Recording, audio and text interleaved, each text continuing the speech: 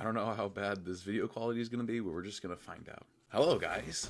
It's been a bit since you've seen me, or like you've probably seen our latest video with croquet and everything like that.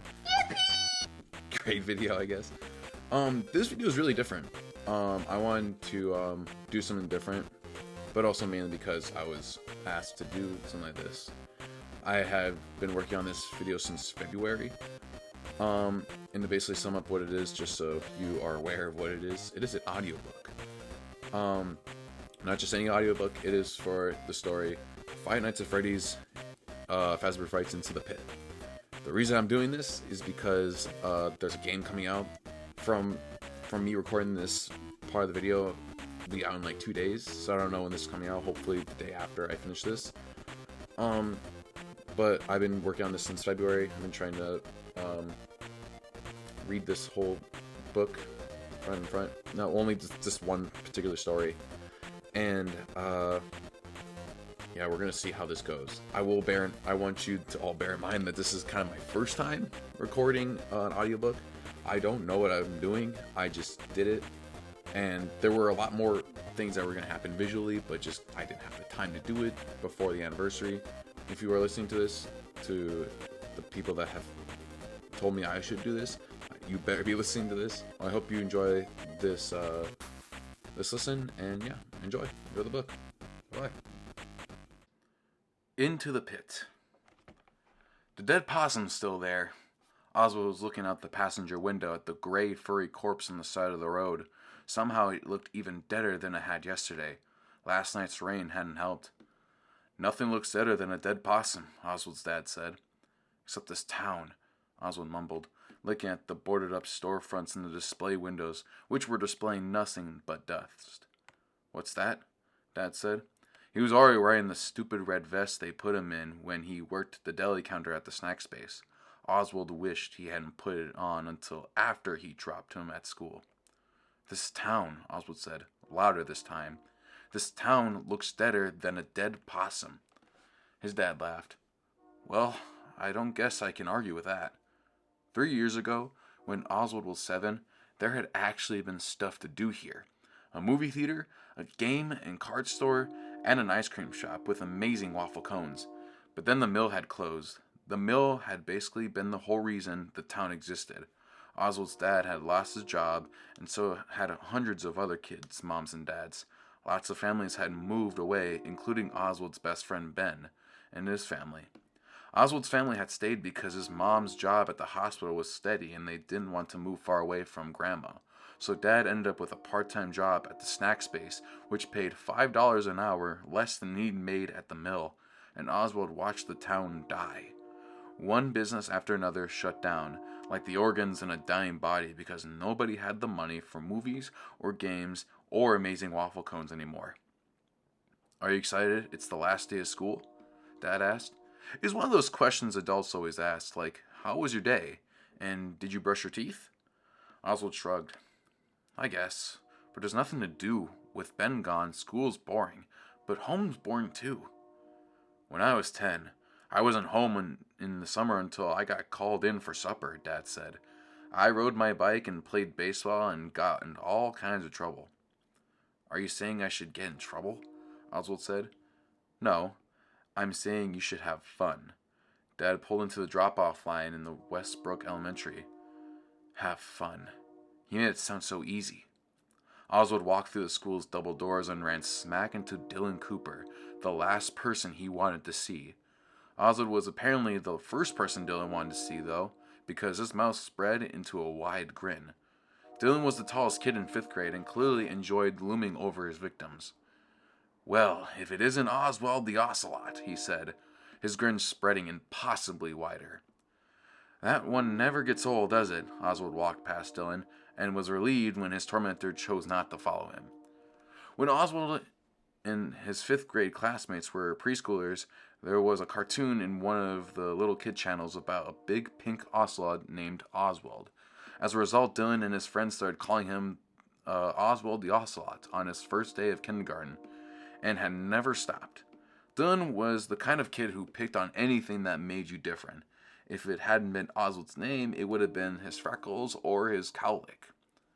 The name-calling had gotten much worse this year in U.S. history when they learned that the man who shot John F. Kennedy was named Lee Harvey Oswald. Oswald would rather be an ocelot than an assassin. Since it was the last day of school, there was no attempt at doing any real kind of work. Miss McKinnon had announced that the day before that students were allowed to bring their electronics as long as they took responsibility for anything getting lost or broken. This announcement meant that no effort would be made toward any educational activities of any kind. Oswald didn't have any modern electronics. True, there was one laptop at home, but the whole family shared it, and he wasn't allowed to bring it to school. He had a phone, but it was the saddest, most out-of-date model imaginable, and he didn't want to take it out of his pocket because he knew any kid who saw it would make fun of how pathetic it was. So while other kids played games on their tablets or handheld consoles, Oswald sat. After just sitting became intolerable, he took out his notebook and pencil and started to draw. He wasn't the best artist in the world, but he could draw well enough that his images were identifiable. There was a certain cartoony quality about his drawings that he liked. The best thing about the drawing, though, was that he could get lost in it. It was like he fell into the paper and became part of the scene he was creating. It was a welcome escape. He didn't know why, but lately he had been drawing mechanical animals, bears, bunnies, and birds. He imagined them being human-sized and moving with the jerkiness of robots in an old science fiction movie. They were furry on the outside, but the fur covered a hard metal skeleton filled with gears and circuits. Sometimes he drew the animals' exposed metal skeletons, or sketched them with the fur peeled back to show some kind of mechanical workings underneath. It was a creepy effect, like seeing a person's skull peeking out of beneath the skin. Oswald was so immersed in his drawings that he was startled when Mrs. McKinnon turned off the lights to show a movie. Movies always seemed like a teacher's final act of desperation on the day before break. A way to keep the kids quiet and relatively still for an hour and a half before setting them loose for the summer. The movie Mr. McKinnon chose was, in Oswald's opinion, too babyish for a room full of fifth graders. It was about a farm with talking animals, and he had watched it before, but he watched it again because really, what else could he do? At recess, kids stood around tossing a ball back and forth and talking about what they're going to do over the summer. I'm going to football camp. I'm going to baseball camp. I'm going to hang out with my neighbor's pool. I'm going to stay with my grandparents in Florida. Oswald sat on the bench and listened. For him, there would be no camps and no pool memberships and no trips because there was no money. And so he drew pictures, played his old video games that he'd already beaten 1,000 times, and maybe go to the library. If Ben were still here, it would be different. Even if they were just doing the same old stuff, they'd be doing it together. And Ben could always make Oswald laugh, riffing on video game characters or doing a perfect impersonation of one of their teachers.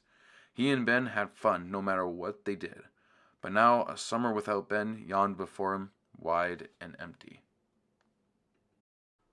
Most days Oswald's mom worked from 12 p.m. until 12 a.m., so his dad had to make dinner.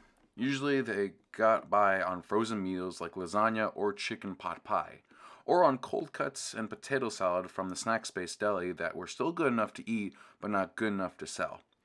When Dad did cook, it was usually things that just required boiling water. While Dad got their dinner ready, Oswald's job was to feed Jinx, their very spoiled black cat. Oswald often thought that he used about the same amount of cooking skill in opening Jinx's can of stinky cat food as his dad used for his dinner preparations. Tonight, Oswald and Dad were sitting down the plates of blue box mac and cheese and some canned corn his dad had zapped in the microwave. It was a very yellow meal. You know, I was thinking, Dad said, squirting ketchup onto the macaroni and cheese. Why did he do that? Oswald wondered. I know you're old enough to stay home by yourself some, but I don't like the idea that you're staying by yourself the whole day, while your mom and I are at work. I was thinking you could ride into town with me in the mornings and I could drop you off at the library. You could read, surf the net. Oswald couldn't let this one slide. How out of date could his dad be? Nobody says surf the net anymore, Dad. They do now, because I just said it. Dad forked up some macaroni. Anyway, I thought you could hang out at the library in the mornings. When you get hungry, you can go head over to Jeff's Pizza for a slice and a soda, and I could pick you up there once my shift is over at 3. Oswald considered for a moment. Jeff's Pizza was kind of weird. It wasn't dirty exactly, but it was run down. The vinyl in the booth seats had been repaired with duct tape, and the plastic letters had fallen off the menu board above the counter. So the listed toppings included pepperoni and burger. It was clear that Jeff's Pizza used to be something bigger and better than it is now. There was tons of unused floor space and lots of unused electrical outlets along the base of the walls. Also, on the far wall was a small stage. Even though there were no performances there, not even so much as karaoke night. It was a strange place, sad and not what it had once been, like the rest of the town. That being said, the pizza was decent, and most important, it was the only pizza in town, if you didn't count the kind from the frozen food department at the snack space. The few good restaurants in town, including Gino's Pizza and Marco's Pizza, which unlike Jeff's had real pizza names, had closed their doors not long after the mill had. "So, you'll give me money for Jeff's Pizza?" Oswald asked. Since Dad's job's loss, Oswald's allowance had dwindled to practically nothing. Dad smiled, a kind of sad smile, it seemed to Oswald. "Son, we're bad off, but we're not so bad off that I can't spot you $3.50 for a slice and a soda." "Okay," Oswald said. It was hard to say no to a warm, gooey slice. Since it wasn't a school night, it wouldn't be again for quite some time, Oswald stayed up after Dad went to bed and watched an old Japanese monster movie, with Jinx curled up and purring on his lap. Oswald had seen a lot of B-grade Japanese horror films, but this one, Zendrelix vs. Mecha Zendrelix, was new to him. As always, Zendrelix just looked like a giant dragon thing, but Mecha Zendrelix reminded him of the mechanical animals he drew when he stripped them of their fur. He laughed at the movie's special effects, that the train Zendrelix destroyed was clearly a toy, and how the actor's lips movements didn't match the dubbed in English.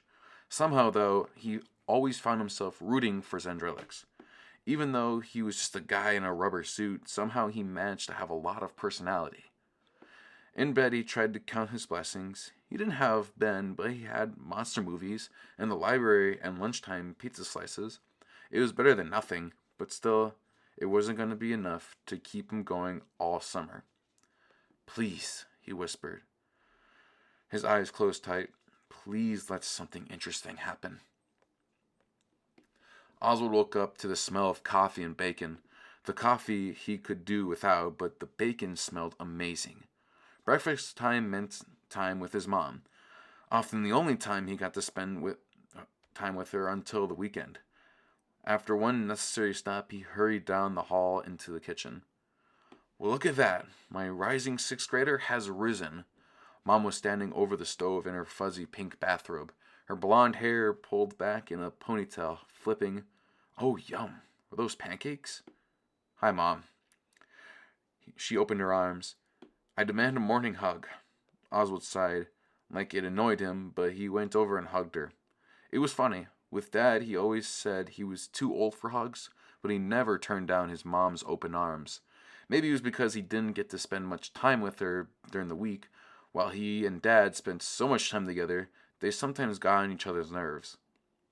He knew Mom missed him, and felt bad for having to work such long hours, but he also knew that since Dad's job at the snack space was just part-time, Mom's long hours were most of the reasons the bills were getting paid. Mom always said that adult life was a fight between time and money. The more money you earn to spend on the bills and necessities, and the less time you get to spend with your family. It was a difficult balance. Oswald sat down at the kitchen table and thanked his mom when she poured him orange juice. "First day of summer break, huh?" Mom went back to the stove and scooped up a pancake from her spatula. Uh-huh. He probably should have tried to sound more enthusiastic, but he couldn't muster the energy. She slid the pancake onto his plate and then served him 2 stripes of bacon. Not the same without Ben, huh? He shook his head. He wasn't going to cry. Mom ruffled his head. I know, it's a bummer. But hey, maybe a new friend will move in town. Oswald looked at her hopeful face. Why would anyone move here? Okay, I see your point, Mom said, piling on another pancake. But you never know. Or maybe someone cool already lives here. Somebody you don't even know yet. Maybe, but I doubt it, Oswald said. These pancakes are great, though. Mom smiled and ruffled his hair again. Well, I've got that going for me, anyway. Do you want more bacon? If you do, you better grab it before your dad gets in here and vacuums it all up. Sure. It was Oswald's personal policy never to refuse more bacon. The library was actually kind of fun. He found the latest book in a science fiction series he liked, and a manga that looked interesting. As always, he had to wait forever to use the computers because they were always taken by people who looked like they had no place else to be. Men with scraggly beards wearing layers of ratty clothing, 2 thin women with sad eyes and bad teeth. He waited his turn politely, knowing that some of these people used the library for shelter during the day, then spent the night on the streets. Jeff's Pizza was as weird as he remembered. The big empty space beyond the booths and tables was like a dance floor where nobody danced. The walls were painted a pale yellow, but they must have used cheap paint or only one coat because shapes of whatever had been on the walls before were still visible. It had probably been some kind of mural with people or animals, but now it was just shadows behind a thin veil of yellow paint. Oswald sometimes tried to figure out what the shapes were, but they were only too blobby to make out. Then there was the stage that never got used, standing empty but seemingly waiting for something, though a feature even weirder than the stage lay in the back right corner. It was a large rectangular pen surrounded by yellow netting, but it had been roped off with a sign that said, "Do not use." The pen itself was filled with red, blue, and green plastic balls that had probably been brightly colored once, but were now faded and fuzzy with dust. Oswald knew that the ball pits had been popular features in kiddie playlands, but had largely disappeared because of concerns about hygiene. After all, who was going to disinfect all those balls? Oswald had no doubt if a ball pit had still been popular when he was little, his mom wouldn't have let him play in one. As a licensed practical nurse, she was always happy to point out places she found to be too germy to play in. And when Oswald would complain that she never let him have any fun, she'd say, "You know what else is not fun? Pink eye." Except for the empty stage and the ball pit, the strangest feature in Jeff's Pizza was Jeff himself. He seemed to be the only person who worked there, so he both took orders at the counter and made the pizzas, but the place was never crowded enough that this was a problem. Today, like all other days, Jeff looked like if he hadn't slept in a week. His dark hair was sticking up in weird places, and he had alarming bags under his bloodshot eyes. His apron was stained with both recent and ancient tomato sauce. "What can I get you?" he asked. Oswald sounded bored. "A cheese slice and an orange soda, please," Oswald said. Jeff stared off into the distance as though he had to think about whether the request was a reasonable one or not. Finally he said, "Okay, $3.50. One thing you could say about Jeff's pizza slices? They were huge. Jeff served them on a flimsy white paper plates that were soon stained with grease, and the corners of the triangles always overlapped the plate's rims. Oswald settled into a booth with his slice and soda. The first slice, the tip of the triangle, was always the best. Somehow, the proportions of all the flavors in that bite were perfect. He savored the warm, melty cheese and tangy sauce and the pleasantly greasy crust. As he ate, he looked around at the few other customers. A pair of mechanics from the oil change place had folded up their pepperoni slices and were eating them like sandwiches.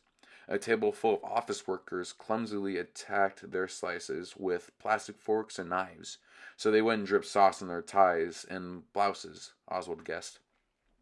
After Oswald finished this slice, he wished for one more, but he knew he didn't have the money for it. So he wiped off his greasy fingers and took out his library book. He sipped his soda and read, falling into a world where kids with secret powers went to a special school to learn how to fight evil. Kid, a man's voice startled Oswald out of the story. He looked up to see Jeff in his sauce-stained apron. Oswald figured he had outstayed his welcome. He had sat in a booth reading for 2 hours after having bought a meal that cost less than $4. Yes, sir, Oswald said, because politeness never hurt. I got a couple more cheese slices that didn't sell at lunch. You want 'em? Oh, Oswald said. No thanks, I don't have any more money. He wished he did, though. On the house, Jeff said. I just have to throw 'em out anyway. Oh, okay. Sure, thanks. Jeff picked up Oswald's empty cup. I'll get you some more orange soda while I'm at it. Thanks. It was funny. Jeff's expression never changed. He looked tired and miserable, even when he had been extra nice. Jeff brought 2 slices stacked on a paper plate and a fresh cup of orange soda. Here you go, kid, he said, setting down the cup and the plate. Thank you. Oswald wondered for a minute if Jeff felt sorry for him, if Jeff might think he was terribly poor like the homeless people who hung out all day in the library, instead of just the regular, barely making ends meet poor that he was. But then Oswald figured if there was free pizza sitting in front of you, maybe it wasn't time to worry about the reasons for it. Maybe it was time to eat. Oswald had no problem polishing off the 2 huge slices. For the past month, his appetite had been unstoppable. When Mom cooked him piles of pancakes in the morning, she said he must be having a growth spurt, causing him to eat like he had a hollow leg. His phone vibrated in his pocket. The second he sucked down the last of his soda, he looked at his dad's text. We'll be out in front of Jeff's in 2 min. Perfect timing. It had been a good day. The days at the library and Jeff's Pizza started to add up.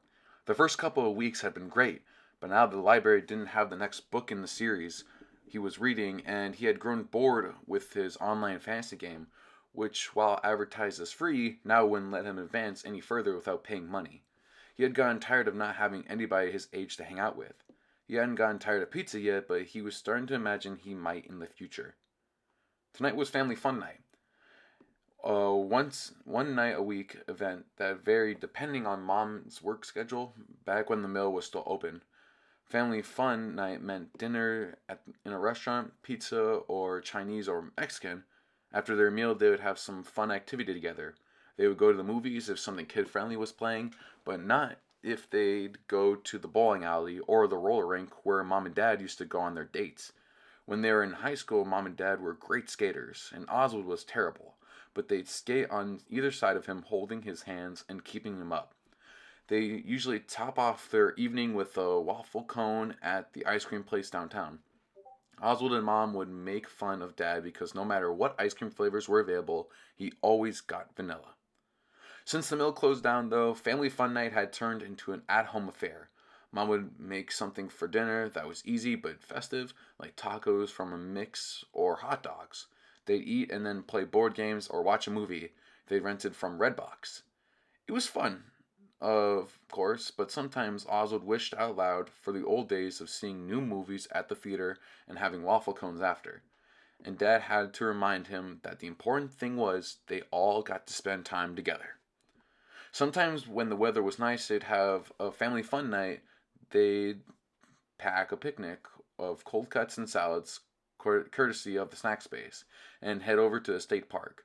They'd eat their dinner at the wooden table and watch the squirrels and birds and raccoons. Afterwards, they'd go for a walk on one of the hiking trails. These outings were always nice, a change, but Oswald was also aware of why these were the only family fun nights that ever got them out of the house. Picnics were free. Tonight they were staying in. Mom had made spaghetti and garlic bread. They had played a game of Clue, which Mom won, as she usually did, and now they were piled up on the couch together in their pajamas with a huge bowl of popcorn between them. watching a remake of an old science fiction movie. Once the movie was over, Dad said, "Well, that was pretty good, but not as good as the real version." "What do you mean?" "The real version," Oswald said. "That was the real version." "Not really," Dad said. "I mean, it was set in the same universe as the real version, but it was kind of a cheap knockoff of the one that came out when I was a kid." Dad was always opinionated. He could never just watch something and enjoy it. "So the best movies are always the ones that you watched when you were a kid?" Oswald said. "Not always, but in this case, yes." Dad was settling in. Oswald could tell for one of his favorite things, a good argument. "But the special effects in the original movie version stink," Oswald said. "All those puppets and rubber masks." "I'll take a puppet or model over CGI any day," Dad said, leaning back on the couch and propping his feet on the coffee table. "That stuff is so slick and fake. It's got no warmth, no texture, and besides, you like those old Zendrelix movies and the special effects in those are terrible." "Yeah, but I just watched those to make fun of them," Oswald said, even though he really did think Zendrelix was pretty cool. Mom came from the kitchen with bowls of ice cream. Not as good as the waffle cone place, but nothing to turn your nose up at either. "Okay, if you guys don't cut out their nerd argument, I'm going to pick the next movie we watch, and it's going to be a romantic comedy." Oswald and his dad shut up immediately. "That's what I thought," Mom said, passing out the bowls of ice cream. Oswald was lying in bed sketching as mechanical animals. His phone vibrated on the nightstand. There was only one person other than his parents who ever texted him. "Hey," Bennett texted on the screen. "Hey back," Oswald typed. "How's your summer?" "Awesome. At Myrtle Beach for vacation. It's so cool. Arcades and mini golf everywhere." "Jealous," Oswald typed. And he meant it. A bench with arcades and mini golf really did sound awesome. "Wish you were here," Ben typed. "Me too." "How's your summer?" "Okay," Oswald texted. He was briefly tempted to make his summer sound cooler than it was, but he could never lie to Ben. "Been going to the library a lot. Lunch at Jeff's Pizza." "That's all?" It did sound pathetic compared with a family trip to the beach. He texted, "Pretty much, yeah." "I'm sorry," Ben texted, and then, "That pizza place is creepy." They chatted a little while longer, and although Oswald was happy to hear from Ben, he was also sad that his friend was so far away and having such a good time without him. Monday morning, and Oswald was in a bad mood. Even his mother's pancakes didn't help. In the car, Dad turned up the radio too loud. It was some stupid song about a tractor. Oswald reached for the knob and turned it down. "Hey, dude. Driver picks the music. You know that," Dad said. He turned the awful song back up even louder. "It's bad music," Oswald said. "I'm trying to save you from yourself." "Well, I don't like those video game songs you listen to," Dad said, "but I don't just barge into your room and turn them off." "Yeah," Oswald said, "but I don't force you to listen to them either." Dad turned the radio down. "What's with the attitude, son? Whatever's bothering you, it's not just that I like country music." Oswald didn't feel like talking, but clearly he was being forced to. And once he opened his mouth, he was surprised to feel complaints erupting from him like lava from a volcano. "I'm tired of every day being exactly the same. Ben texted me yesterday. He's at Myrtle Beach having an awesome time. He wanted to know what I was doing, and I told him I was going to the library and Jeff's Pizza every day. And you know what he texted back? 'I'm sorry, and that pizza place is creepy.'" Dad sighed.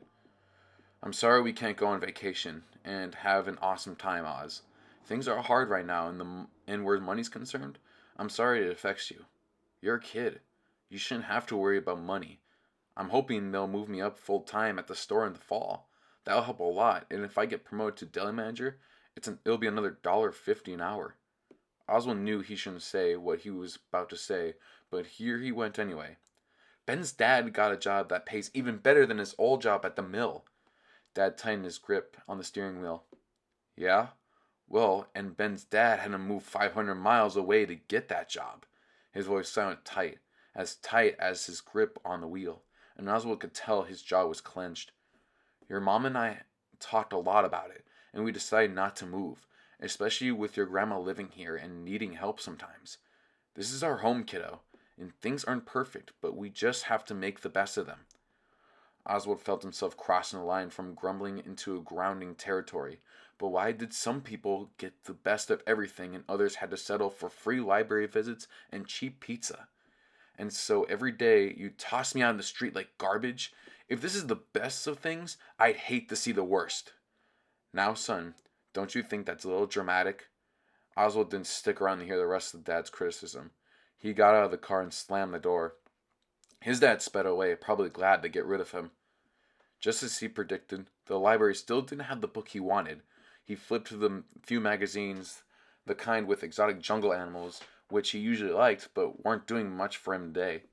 When his turn came to the computer, he put on his earbuds and watched some YouTube videos, but he wasn't in a good enough mood to laugh.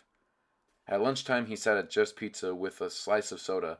Every day a cheese slice. If his dad wasn't so stingy, he'd give him another $1 so he could have pepperoni or sausage. But no, it had to be the cheapest pizza you could get. Sure, money was tight, but really, was another $1 a day going to break the bank?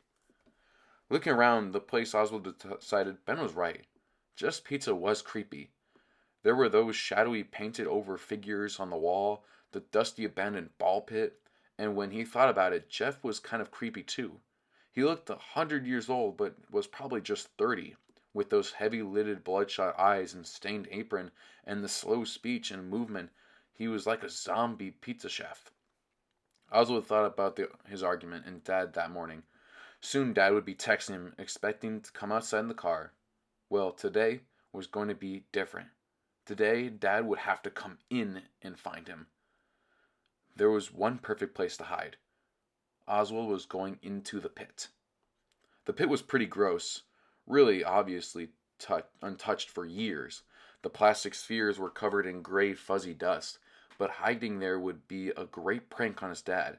His dad, who was always dropping him off and picking him up like somebody's dry cleaning, would actually have to get out of the car and make an effort for a change. Oswald wouldn't make it easy for him either. Oswald took off his shoes. Yes, the ball pit was disgusting, but at least getting into it would make today different from all the other days that had come before it. He climbed into the pit and felt the ball paint parting to make room for his body. He moved his arms and legs. It was a little like swinging if you could swim in dry plastic spheres. He found his footing at the bottom of the pit. Some of the balls were strangely sticky, but he tried not to think about why. If he was going to trick his dad, he was going to have to go all the way under. He took a breath, as if he were about to jump into a swimming pool, and fell to his knees. That put him up to his neck. Looking around so he was sitting on the pit's floor, put his head under too. The balls spread apart far enough that he could breathe, but it was dark and made him feel claustrophobic. The place stank of dust and mildew. Pink eye. He could hear his mother's voice saying, "You're going to get pink eye." The smell was really getting to him. The dust tickled his nose. He felt a sneeze coming on, but he couldn't move his hand through the spheres fast enough to reach his nose and muffle it.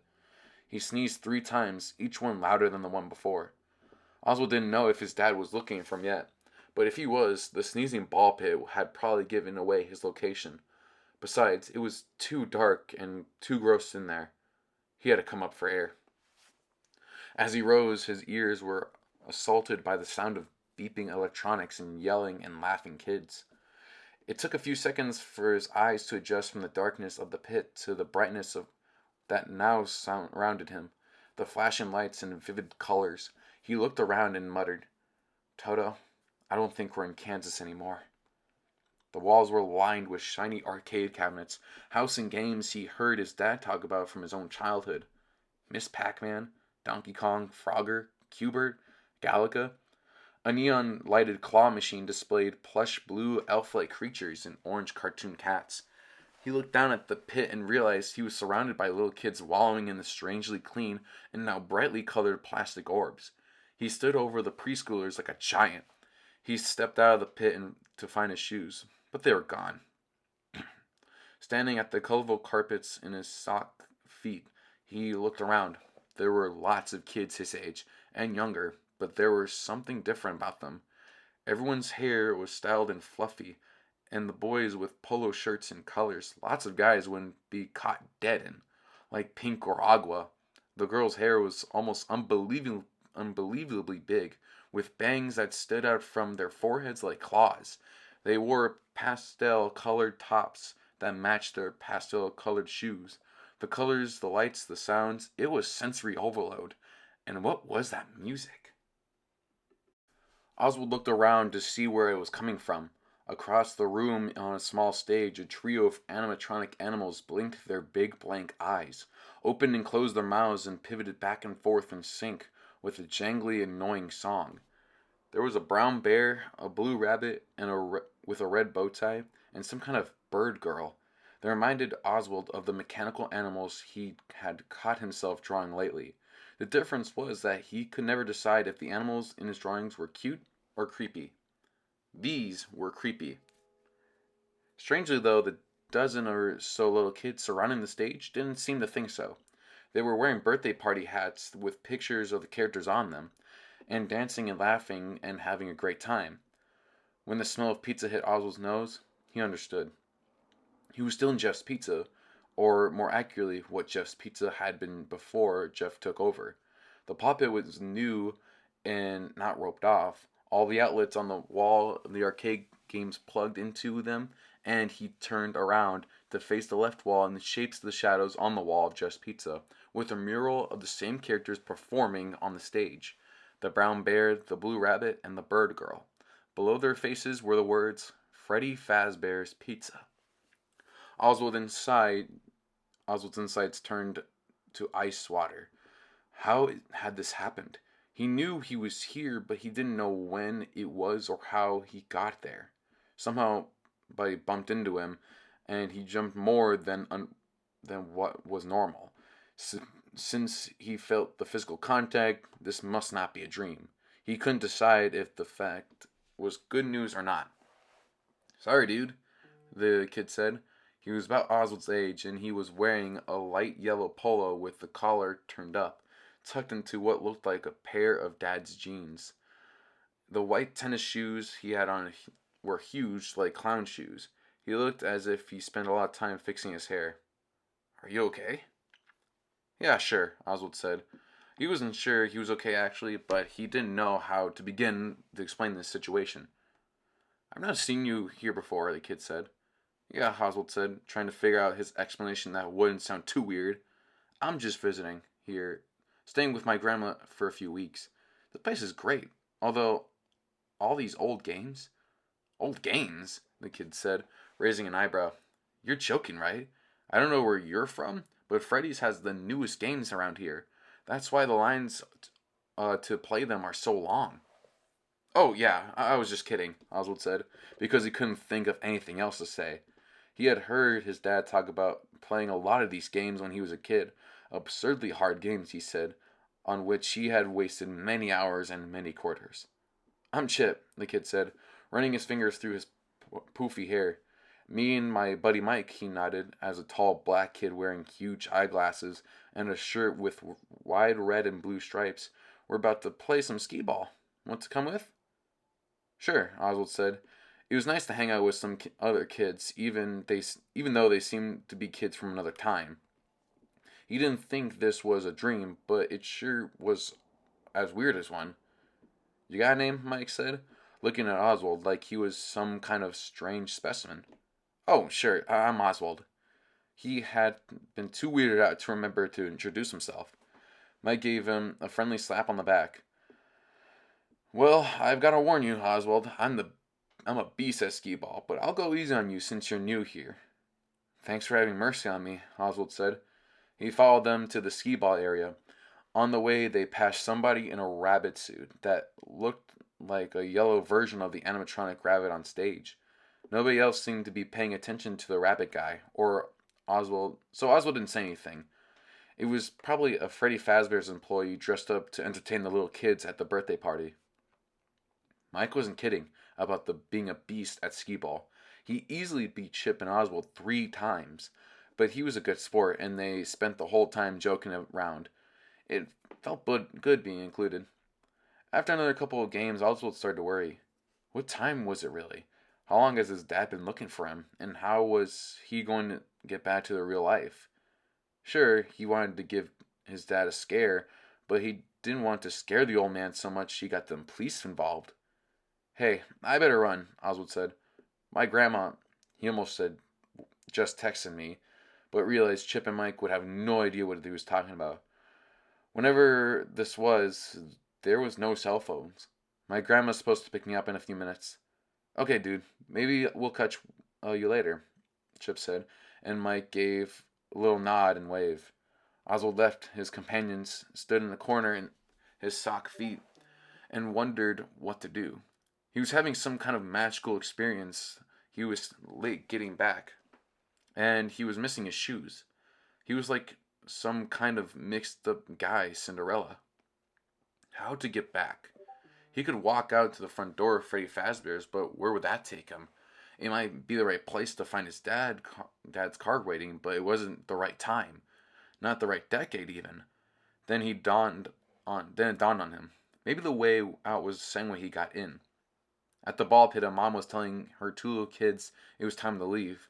They tried to argue with her, but she turned on her stern mom voice and threatened them with an early bedtime. Once they got out, he got in. He sank beneath the surface before anybody could see that a kid over the height limit was in the ball pit. How long to stay under? Randomly, he decided to count to 100, then stand. He rose to his feet and found himself standing in the dusty, roped-off ball pit at Jeff's Pizza. He climbed out and found his shoes right where he left them. His phone vibrated in his pocket. He took it out and read, "We'll be there in 2 minutes." Had no time passed at all? He headed out the doors and Jeff called, "See ya, kid," behind him. "This looks great, Mom," Oswald said, spearing a sauce link with his fork. "You're in a good mood today." Mom slid a waffle onto his plate. "Quite a contrast from yesterday when you were Mr. Grumpy Pants." "Yeah," Oswald said. "They're supposed to get my new book in the library today." This statement was true, but it wasn't the reason Oswald was in a good mood. Of course, it wasn't like he could tell her mom the real reason. If he said, "I discovered a ball pit at Jeff's Pizza that lets me travel in time," Mom would be dropping the waffles and picking up the phone to call the nearest child psychologist. Oswald picked up his book at the library, but was too impatient to read it. He headed over to Jeff's Pizza as soon as he opened at 11. Jeff was in the kitchen when he got there, so he made a beeline for the pit. He shucked off his shoes, stepped in, and sank into the depths. Since he had seemed to work before, he counted to 100 before he stood. The animatronic band was playing some weird jangly song that was partially drowned by the beeping, blipping, and dingy variety of games. And he wandered the floor and took in the video games. The whack-a-mole, the neon-lighted token suckers that let you win some tickets, but probably not, if you push the button at the right time. Older kids crowded around the video games. Preschoolers climbed in the crayon-colored play equipment. Pink eye, Oswald thought, though he had no room to talk. The way he was diving into the ball pit these days. Everything looked as it had before. He had even caught sight of the calendar hanging in an open office that helped him pinpoint the date. 1985.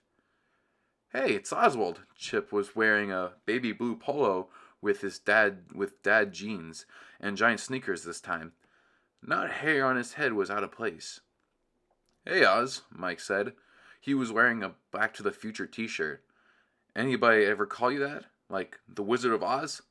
"They do now," Oz said, grinning. He had gone from having the loneliest summer ever to having 2 new friends. And a nickname. True, all these seemed to be happening in the mid-1980s, but I get hung up on the details. "Hey," Chip said. "We just ordered pizza. You want to come have some? We ordered a large, so there's more than we can eat." "Speak for yourself," Mike said, but he was grinning. "Okay," Chip said. "How about I say that it's more than we should eat? Want to join us?" Oswald was curious how Freddy Fazbear's Pizza compared to Jeff's. "Sure, thanks." On the way to the table, they passed someone in that same yellow rabbit suit who was standing in the corner, still as a statue. Chip and Mike either didn't see him or ignored him. So Oswald tried to ignore him as well.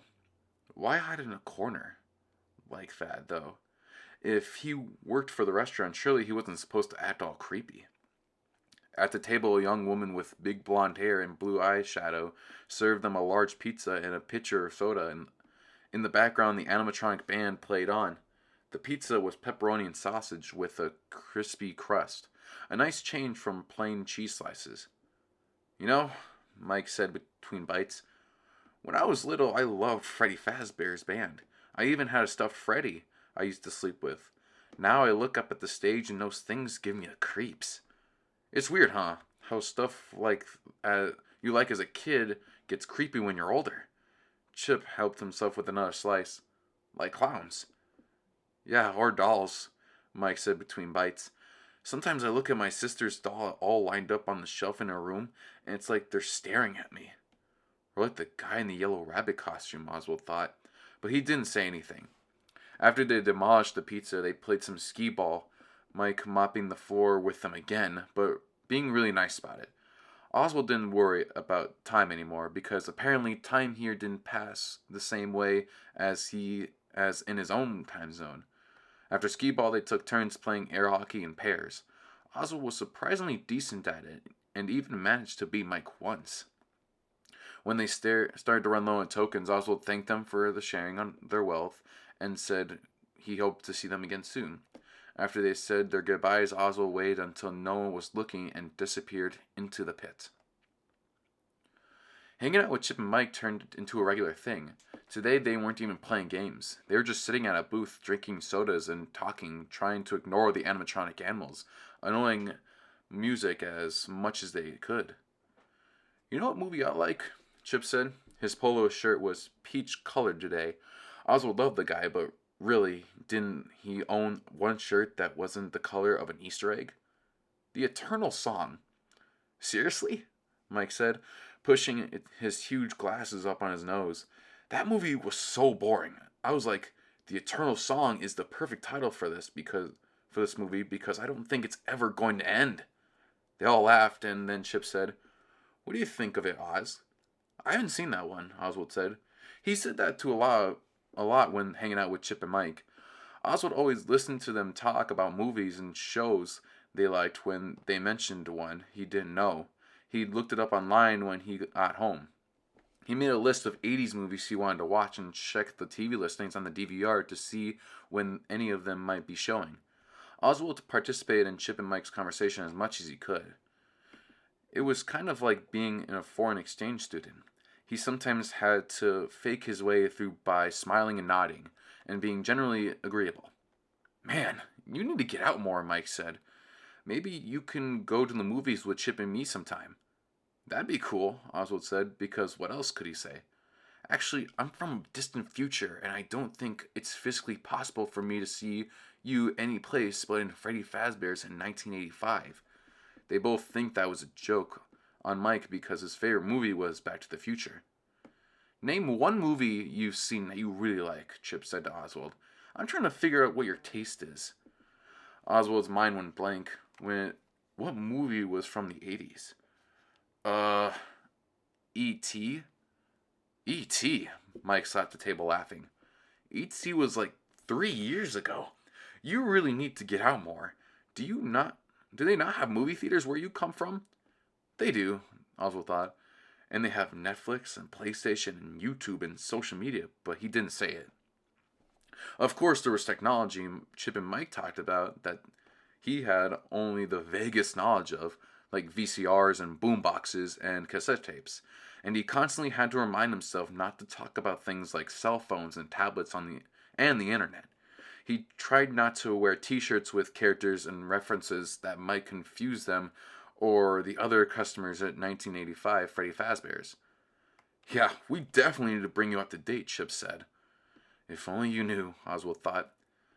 Hey, do you want to play some games? Mike said. I feel the skee ball calling me, but I promise I'll go easy on you guys. Chip laughed. No, you won't. You'll murder us. You guys go ahead, Oswald thought. I think I'll just stay at the table. What, and watch the show? Mike said. nodding to the direction of the creepy characters on the stage. Is something wrong? If you suddenly decide you like Freddy Fazbear's music, we need to get you help fast. No, nothing's wrong, Oswald said, but really something was.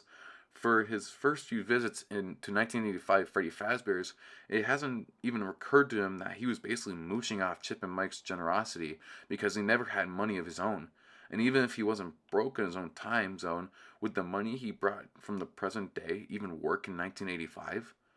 It was kind of a pitfall being broke in 2 decades. Finally, he said, I just feel like I'm always taking your money because I never have any. Hey dude, it's cool, Chip said. We haven't even noticed. Yeah, Mike said. We just figured your grandma never gave you any money.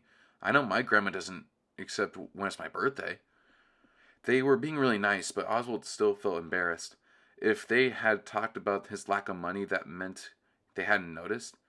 How about I just hang out with you while you play, Oswald said. When he stood up, he felt a strange heaviness in his pockets. Something in them was so heavy he felt like his jeans might fall down. He reached in his pockets and pulled out double handfuls of 1985 Freddy Fazbear's game tokens. He produced handful after handful and dumped on the table. Or we could just play using these, he said. He had no idea how to explain the magic that had just occurred. I guess I forgot I was wearing these pants. The ones that had the tokens in them. Chip and Mike looked a little confused, but then they grinned and started raking coins from the table into their empty soda cups. Oswald did the same. He decided just to go with the weirdness.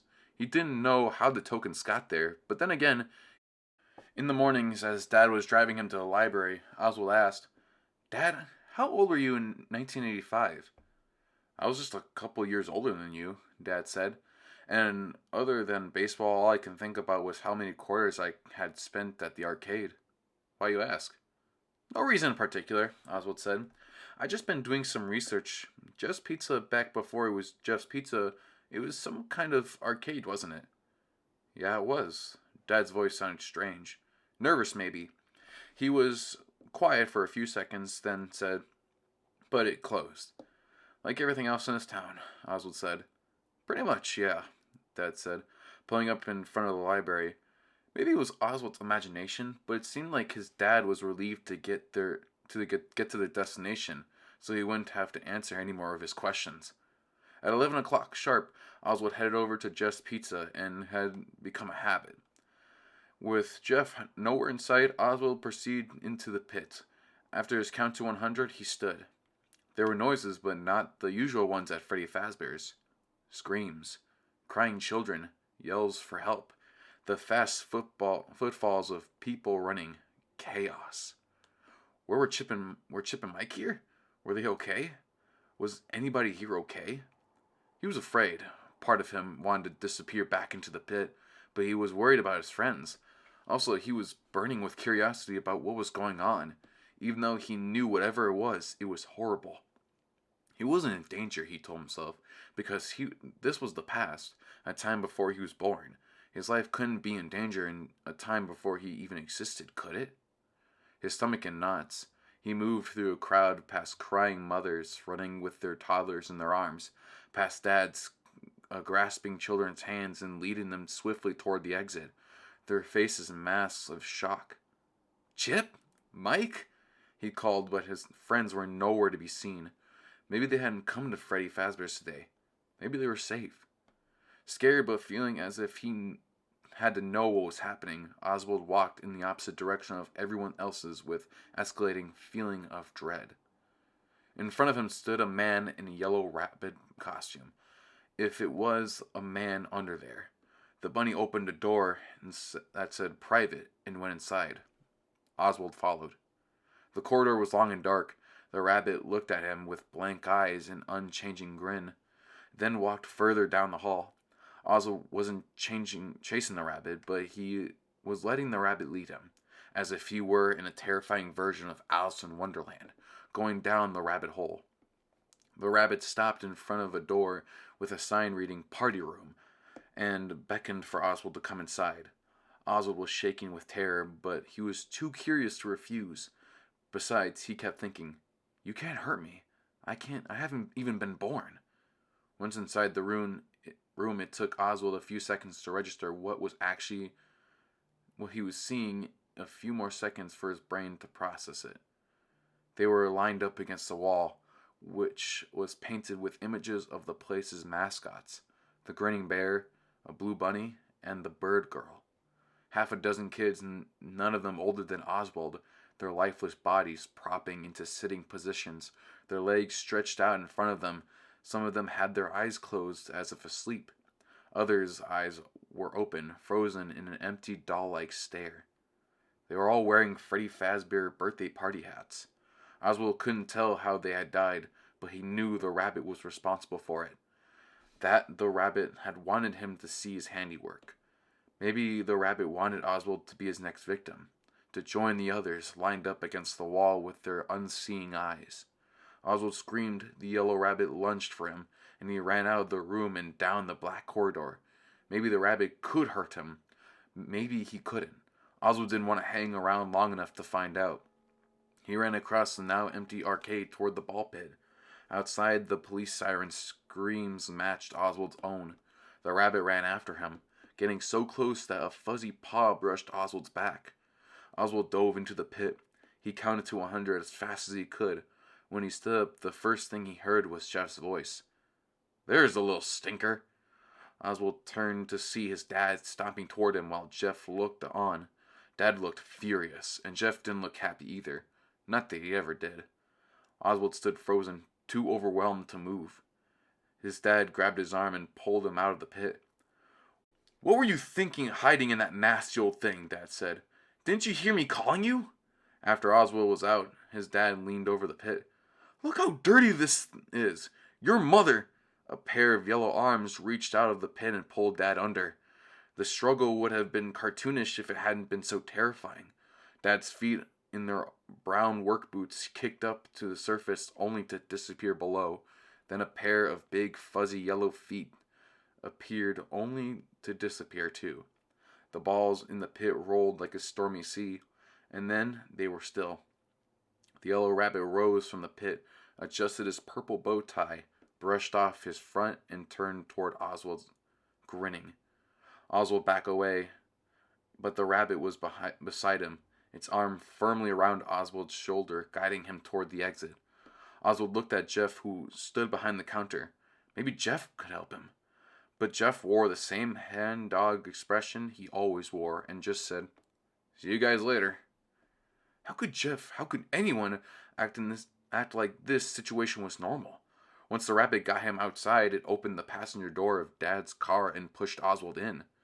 Oswald watched as the bunny buckled its seat belt and started the car.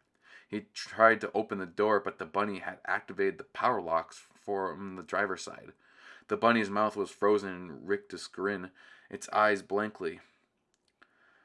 Oswald pushed the unlock button again, even though he knew it wouldn't work. "Wait," Oswald said. "Can you do any of this? Can you even drive a car?" The bunny said nothing, but started the car and pulled into the street. It stopped at a red light, so Oswald figured it must be able to see and must know the basic rules of driving. "What did you do to my dad? Where are you taking me?" Oswald couldn't hear the panic in his voice. He wanted to sound strong and brave, like he was standing up for himself, but instead he just sounded scared and confused, which he was. The bunny said nothing. The car made a familiar right turn and then a familiar left into Oswald's neighborhood. "How do you know where I live?" Oswald demanded. Still silent, the bunny turned into the driveway in front of Oswald's ranch-styled house. "I'll run for it," Oswald thought. "As soon as this thing unlocks the car doors, I'll run to a neighbor's house and call the police once I'm safely inside." The locks clicked and Oswald jumped out of the car. Somehow the bunny was standing right in front of him. It grabbed his arm. He tried to break free, but its grip was too strong. The bunny dragged Oswald to the front door and yanked off the chain around Oswald's neck and held his house key. The rabbit turned the key in the door and shoved Oswald inside. Then it stood in front of the door, blocking the exit. Jinx the cat wandered into the living room, took one look at the rabbit, arched its back, puffed out its tail, and hissed like a cat on a Halloween decoration. Oswald had never seen her act scared and unfriendly before, and he watched as she turned tail and fled down the hall. If Jinx knew this situation was bad, it must really be bad. "You can't do this," Oswald said to the rabbit in tears. He didn't want to cry, he wanted to look strong, but he couldn't help it. This this is kidnapping or something. My mom will be home soon and she'll call the police." It was a total bluff, of course. Mom wouldn't be home until after midnight. He wouldn't be alive by the time Mom got home. Was his dad even alive now? He knew the bunny would grab him if he tried to make a run for the back door. "I'm going to my room now, okay? I'm not trying to escape. I'm just going to my room." He backed away and the bunny let him in. As soon as he got inside the room, he slammed the door and locked it. He took deep breaths and tried to think. There was a window in his room, but it was high and too small to climb through. Under his bed, Jinx let out a low growl. Oswald could hear the bunny outside his door. If he made a phone call, it would hear him, but maybe he could send a text. He took out his phone and, with the shaking hands, texted, "Mom, emergency. Something's wrong with Dad. Come home now." Oswald knew even if he texted that she wouldn't be coming home now because she was already dealing with medical emergencies at work. Sometimes it took a long time to check her phone. It was Dad who Oswald was supposed to text in the event of an emergency, but obviously that wasn't going to work now. A miserable hour passed until Oswald's phone vibrated. After the rabbit might still be listening outside his locked door, he picked it up without saying hello. "Oswald, what's going on?" Mom sounded terrified. "Do I need to call 911? "I can't talk now," Oswald whispered. "I'm on my way home, okay?" She hung up. 15 minutes seemed to pass more slowly than Oswald thought was possible. Then there was a knock on Oswald's door. Oswald jumped, his heart in his throat. "Who is it?" "It's me," Mom said. Sounded expressed. "Open the door." He opened the door just a crack to make sure it really was her. Once he let her in, he closed and locked the door behind him. "Oswald, you need to tell me what's going on." Mom's brow was furrowed with worry. Where to start? How to explain without sounding crazy? "It's Dad. He's not okay. I'm not sure where he is." Mom put her hands on both his shoulders. "Oswald, I just saw your dad. He's lying on the bed in our bedroom watching TV. He made you a chicken pot pie for dinner. It's sitting on the stove." "What? I'm not hungry." He tried to wrap his mind around his mom's words. "You saw Dad?" Mom nodded. She was looking at him like he was one of her patients instead of her kid. Like she was trying to figure out what was wrong with him. "And he's okay?" She nodded again. "He's okay, but I'm worried about you." She put her hand on his forehead as if checking for a fever. "I'm okay," Oswald said. "I mean, if Dad's okay, I'm okay. He didn't seem okay." "Maybe it's good school starting back. I think you're spending too much time by yourself." What could he say? Actually, I've been spending my time with my new friends in 1985? Maybe so, I probably should go on to bed. I have to get an early start in the morning. "I think it's a good idea," Mom said. She put her hands on his cheeks and looked him directly in the eyes. "And listen, if you're going to text me at work, make sure it's a real emergency. You scared me." "I thought it was a real emergency." "I'm sorry." "It's all right, honey. Get some rest, okay?" "Okay." After Mom left, Oswald looked under the bed. Jinx was still standing there, crouched in a ball like she was trying to make herself as small and invisible as possible. Her eyes wide and looking terrified. "It's okay, Jinxie," Oswald said, reaching under the bed and wiggling his fingers at her. "Mom says it's safe. You can come out now." The cat wouldn't budge. Oswald lay awake in bed. If Mom and Dad was there and okay, then it must be true. Why should she lie? But Oswald knew what he had seen. He had seen the yellow thing as he had started to think of it, drag his dad into the pit. He had seen the yellow thing climb out of the pit and felt its grip on his arm, sat beside it in the car as it drove him home. Or had he? If Mom and Dad was home and okay, he must be. Oswald trusted his mom. But if Dad was okay, it meant Oswald hadn't seen what he thought he saw. And that must mean Oswald was losing his mind. After only a few hours of fitful sleep, Oswald woke up to an aroma of frying ham and baking biscuits. His stomach rumbled, reminding him he had missed dinner last night. Everything felt normal. Maybe he should have just treated yesterday like a bad dream and try to move forward. A new school year, a new beginning. He stopped in the bathroom, then made his way to the kitchen. "Feeling better?" Mom asked. There she was, her hair in a ponytail, wearing her pink fuzzy bathrobe, fixing breakfast just like always. Something about this fact made Oswald feel tremendously relieved. "Yeah," he said. "I'm pretty hungry, actually." "Now that's a problem I can fix," Mom said. She set down a plate with 2 ham biscuits on it and poured them a glass of orange juice. Oswald ate the first ham biscuit in 3 big bites. The yellow thing walked in and sat across from him in the breakfast table. Mom?" Oswald's heart beat just like a jackhammer in his chest. The ham biscuit sat heavy in his churning stomach. "What is it, hon?" Her back was turned as she fiddled with the coffee maker. "Where's Dad?" She turned around, the coffee pot in her hand. "Oswald, your dad is sitting right across from you. If this is some kind of elaborate prank, you can cut it out right now because it has officially stopped being funny." She poured a cup of coffee and sat down in front of the yellow thing, which stared straight ahead, its mouth set for an unchurning grin. Oswald knew he wasn't getting anywhere.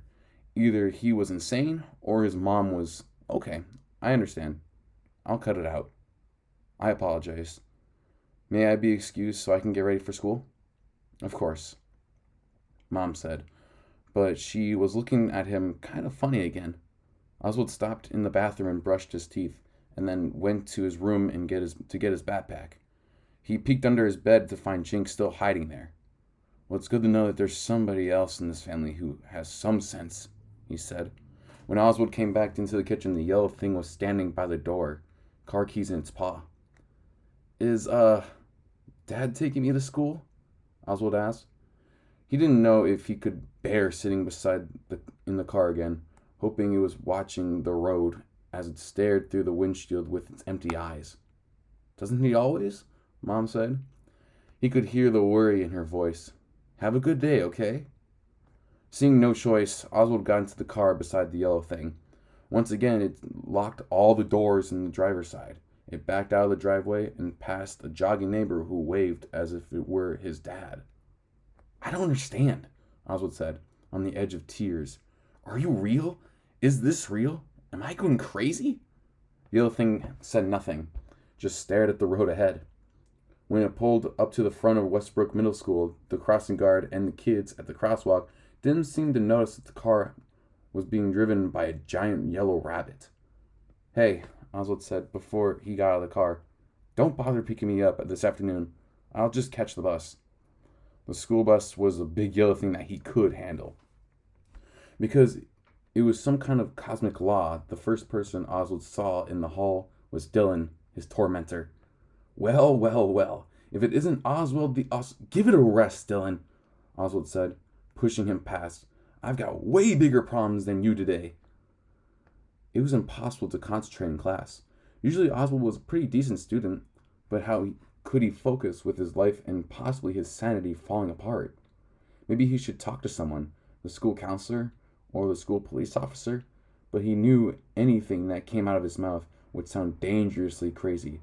How could he convince a police officer that his dad was missing if everybody who looked at the yellow thing saw Oswald's dad? There was no one to help him. Oswald was going to have to figure out how to resolve this problem himself. At recess, he sat on the bench by the playground, grateful that he didn't have to pretend to listen to a teacher and could just think. And he couldn't imagine how his life could get any weirder. The yellow thing seemed to think it was his father.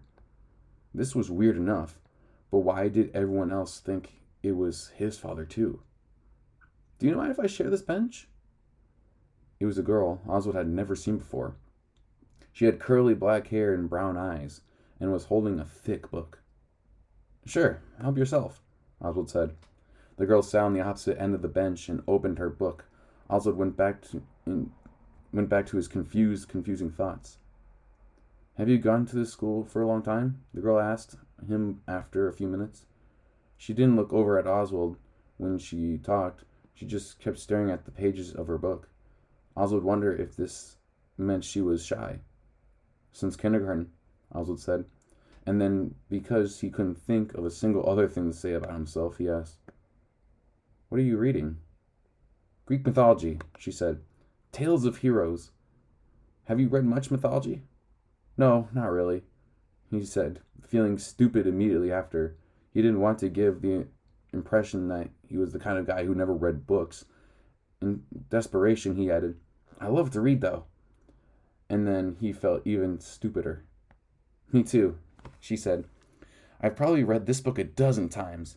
It's like a comfort book for me. I read it when I need to be brave. The word brave struck a chord in Oswald. Brave was what he needed to be. Why is that? Well, the Greek heroes are super brave. They're always doing battle with some kind of big monster, like the Minotaur or the Hydra. It kind of puts things in perspective, you know? No matter how bad my problems are, at least I don't have to do a battle with a monster. Yeah, Oswald said, even though he was trying to figure out how to do battle with a monster, a yellow long-eared monster, in his own home. He couldn't tell this girl about the yellow thing, though. She would think he was crazy and would be leaving their shared bench in a hurry. So you said that you read that book when you need to be brave. He was surprised he was having this conversation given the way his mind was racing. For some reason, this girl was easy to talk to. I mean, it may be none of my business, but I was wondering why would you need it to be brave? She gave a small, shy smile. First day at a new school, third day in a new town. I don't know anybody yet. Yes, you do, he said. He held out his hand. I'm Oswald. He didn't know why he was offering his hand like he was some kind of businessman, but it felt like the right thing to do. She took his hand and shook it surprisingly firmly. I'm Gabriella. Somehow, this was the conversation Oswald had needed to have. He took the bus from home. When he came inside, the yellow thing was vacuuming the living room. He didn't ask it any more questions. It wasn't as if he could give him any answers anyway. And besides, if he was going to make this plan work, he was going to have to act like everything was normal. And as anybody who had seen him in the 4th grade class play knew, acting was not one of his talents. Instead, he did what he was supposed to do when life was normal. When his real dad was vacuuming the living room, he got to the feather duster out from the cleaning closet and dusted the coffee table at the end tables and the lamps. He emptied the wastebasket and kneaded the throw pillows on the couch. Then he went to the kitchen, took out his garbage and the recycling. Once he was outside, he was tempting to run, but he knew running was not the answer. If everybody saw the yellow thing as his dad, nobody would help him. The yellow thing would always catch him. He went back inside. His chores done, he walked right past the yellow thing. I'm going to go chill out for a while before dinner, he said, even though the possibility of relaxing in any way was unimaginable. He went to his room, but he didn't close the door. Instead, he took off his shoes, sprawling on the bed, and started drawing in his sketchbook. He didn't want to draw mechanical animals, but they seemed to be all he could draw. He shut his sketchbook and started reading a manga, or at least pretending to. Normal. The plan could only work if he was acting like everything was normal. When the rabbit appeared in his doorway, he managed not to gasp. It was beckoned for him the same way as if it led him into the murder room at Freddy Fazbear's, and he followed it into the kitchen. On the table was one of the grocery store pizzas his dad kept in the freezer, baked to a pleasing golden brown, and 2 glasses of fruit punch Oswald liked. The pizza was already been sliced, which was a relief because Oswald couldn't imagine what he would have done if he had seen the thing holding a knife. Running, screaming out into the street, probably. Oswald sat down at the table and helped himself to a slice of pizza. He didn't feel much like eating, but he knew he couldn't act like anything was wrong. He took a bite of pizza, a sip of punch. "Aren't you going to eat anything, Dad?" he asked. It was hard calling the thing Dad, but he managed. The yellow thing sat across from him in silence, with his unblinking stare and frozen grin, an untouched pizza slice on the plate in front of it beside an untouched glass of punch. Could he even eat? Oswald wondered. Did it need to? What was it anyway? At first he thought it was a guy in a suit, but now he wasn't so sure. Was it some kind of highly sophisticated animatronic animal, or a real flesh and blood giant bunny? He didn't know which possibility was the most disturbing. With great effort, he finished his pizza slice and glass of punch, then said, "Thanks for dinner, Dad. I'm going to go get a glass of milk and go do my homework now." The yellow thing sat there. Oswald went to the refrigerator and he checked to make sure the yellow thing wasn't watching and poured some milk into a bowl. Once he was in the room, he didn't close and lock the door because he wouldn't if he were home with Dad. Normal. Normal so as not to arouse suspicion. He slid the bowl of milk under his bed where Jinx was still hiding. "It's going to be okay, girl," he whispered. He hoped he was right. He sat on the bed and a few minutes heard Jinx lapping the milk. He knew from past experience that even when terrified, he couldn't turn down dairy products. He made half-hearted attempt at his homework, but he couldn't concentrate. All he could think about was his dad. The yellow thing had dragged his dad into the pit and under the surface. This mean that his dad was at Freddy Fazbear's circa 1985? Wandering around in arcade games he had played as a kid? That was the most likely explanation, unless the yellow thing had killed... No. He couldn't let himself think that. His dad was alive.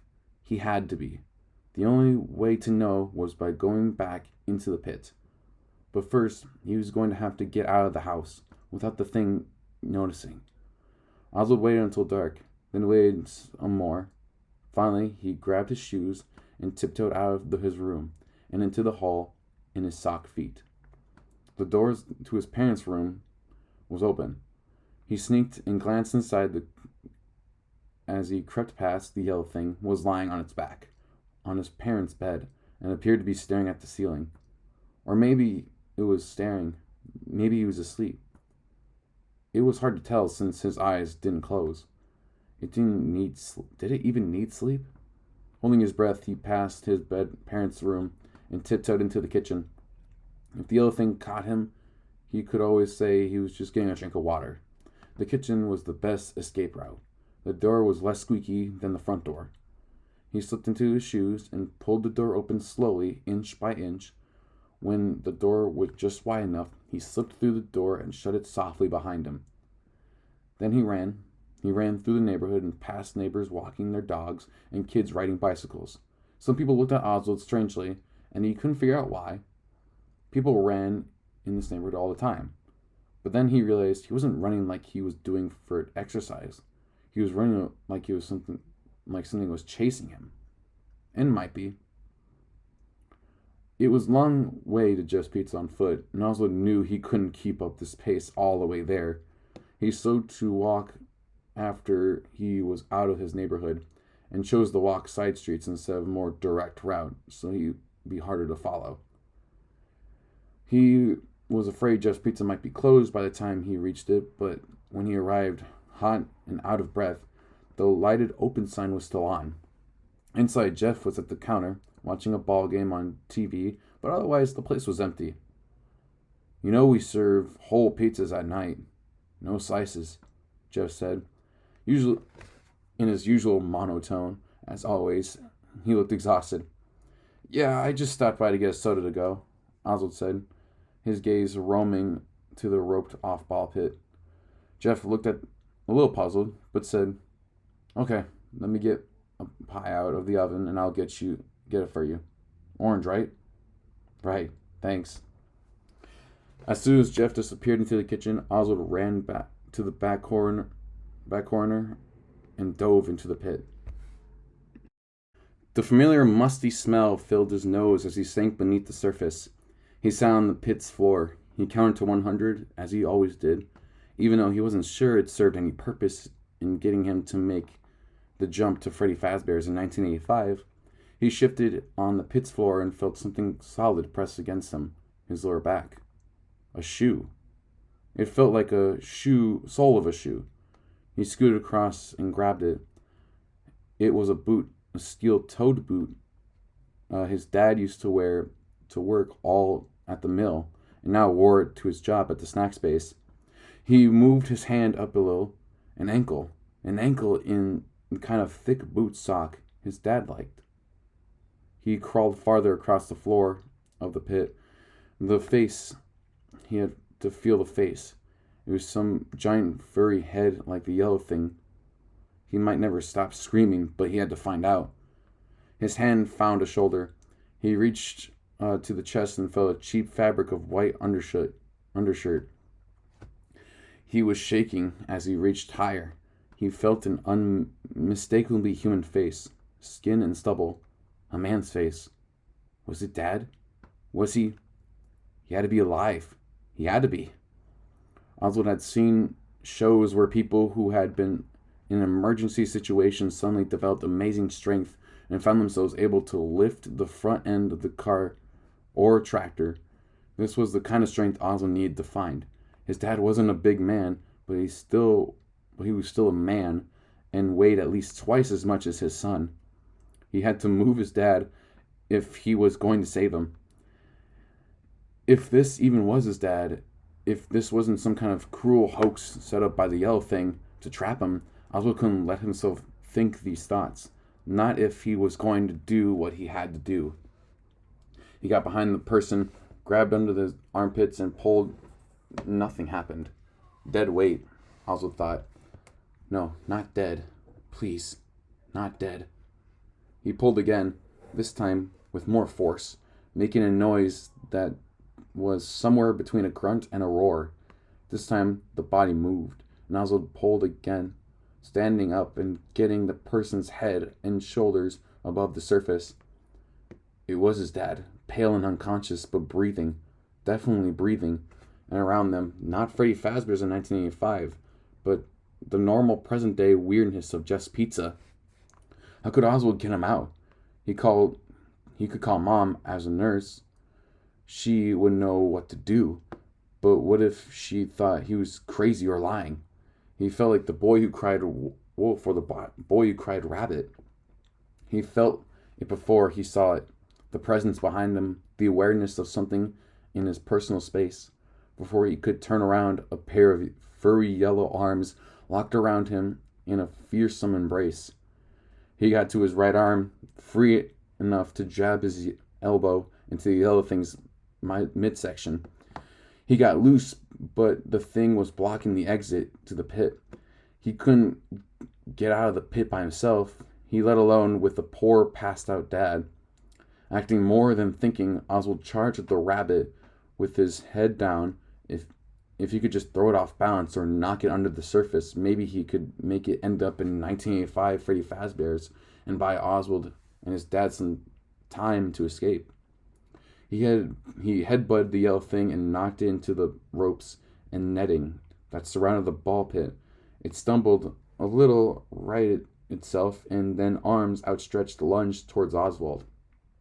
It pushed Oswald against the wall of the pit. Its eyes, dead as always, and unhinged its jaws to reveal double rows of fangs and sharp as scimitars. Mouth opened freakishly wide, it lunged for Oswald's throat, but he blocked it with his arms. Pain pierced Oswald's forearm as the yellow thing sank its fangs into his skin. Oswald used his good arm to punch the rabbit hard in the face before the fangs pierced too deeply. Fangs? What kind of crazy rabbit has fangs? The thing's jaws released their grip, but there was no time to survey the damage because the thing was lurching towards Oswald's dad, its jaws wide open like a snake about to swallow the unsuspecting prey. Its fangs were red with Oswald's blood. Oswald's elbow the yellow thing aside and moved between it and his still unconscious father. "You leave my dad alone," he yelled, and then he used the netting to bounce off the clamber onto the yellow thing and back. He hit its head with its fists, scratched at its eyes, which didn't feel like a living creature's eyes. The rabbit stumbled back into the netting and ropes, then grabbed Oswald's arms and slung him hard off its shoulders and into the pit. Oswald fell head first under the surface, grateful that the bottom of the pit was soft. His arms were throbbing. The whole body was exhausted. But he had to get up. He had to save his dad. Like those ancient Greek heroes Gabriella had told him about, he had to be brave to face the monsters. Oswald rose unsteadily to his feet. Somehow, when he shook Oswald off, the yellow thing must have gotten tangled in the ropes and netting that lined the ball pit. A rope was looped around his neck, and it grasped the rope with its big paws, trying to free Oswald. Couldn't understand why it was failing to free itself until he saw that the yellow thing's feet weren't touching the floor of the pit. The yellow thing was suspended from a rope, which was tied securely to a metal rod on top of the ball pit. The rabbit had hanged itself. Its mouth was opening and closing like it was grasping for breath, but no sound came out. Its paws clamping desperately at the ropes. Its stare, still terrifying in its blankness, was aimed towards Oswald's direction, as if it were asking him for help. Oswald certainly wasn't going to rescue it. After a few more seconds of struggling, the yellow thing was still. Oswald blinked. Hanging from the rope was nothing but a dirty, empty yellow rabbit costume. His dad's eyes opened. Oswald rushed to his side. I don't understand. Why am I here?" His face was pale and unshaven, his eyes puffy with dark half-moons under them. "What happened?" Oswald debated what to say. "You were attacked and left for dead by a giant evil rabbit who tried to replace you, and I was the only person who could see it. Wasn't you. Even Mom thought it was you." "No, that sounded too crazy." And Oswald didn't relish the idea of spending years in therapy saying, "But the evil rabbit was real." Jinx was the only other member of the family that knew the truth, and being a cat, she wasn't going to say anything in its defense. Besides, his dad was already stuffed enough. Oswald knew it was wrong to lie, but also knew that lying was not a skill he had. When he tried, he always got all nervous and sweaty and said, a lot. But in a situation, a lie might be the only way forward. He took a deep breath. "So, I hid in a ball pit to play a prank on you, which I shouldn't have done. You came to look for me, and I guess you must have hit your head and lost consciousness." Oswald took a deep breath. "I'm sorry, Dad. I didn't mean for things to get so out of hand." That part at least was true. "I accept your apology, son," Dad said. He didn't sound mad, just tired. "But you're right. You shouldn't have done it. And Jeff really should get rid of this ball pit before he has a lawsuit in his hands." "Definitely," Oswald said. He knew he wouldn't never set foot in the pit again. He would miss Chip and Mike, but he needed to make some friends of his own in his own time. His mind flashed to the girl on the bench at recess, Gabriella. She seemed nice, smart too. They had a good talk. Oswald reached for his dad's hand. "Let me help you stand up." With Oswald steadying himself, Dad rose to his feet and let his son lead him to the exit of the ball pit. He paused to look up at the hanging yellow costume. "What is that creepy thing?" "I have no idea," said Oswald. This was the truth. They climbed out of the pit and walked through Jeff's Pizza. Jeff was wiping the counter still watching the ball game on the restaurant's TV? Had he not seen or heard anything? Still holding Oswald's hand, when was the last time he and his dad had held hands? Dad lifted his son's arm and looked at it. You're bleeding. Yeah, Oswald said. I must have scraped my arm when I was trying to pull you out of the pit. His dad shook his head. Like I said, that thing is a public safety issue. Just sticking up a sign saying keep out isn't enough. He let go of Oswald's arm. We'll get your arm cleaned up at the house, and then your mom can dress the wound when she gets home from work. Oswald wondered what his mom would say when she saw the fang marks. As he approached the front door, Oswald said, Dad, I know I can be a pain sometimes, but I really do love you, you know. Dad looked at him with an expression that seemed both pleased and surprised. Same here, kiddo. He ruffled Oswald's hair. But you do have terrible taste in science fiction movies.